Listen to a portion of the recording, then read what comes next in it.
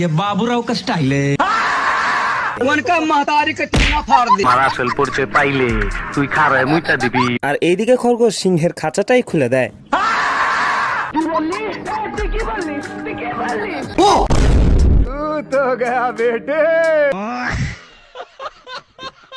দেন লালদারি খরগোশকে ধাওয়া করতে করতে এই রুমের ভিতর ঢুকে পড়ে।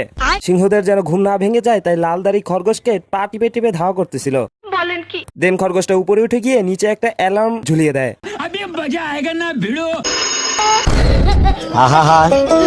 দেন এই গর্তবর্তী সিংহ দেখে লালদারির তো কান্দে উঠে যায়। তোরে কইছে তুই বেশি জানোস।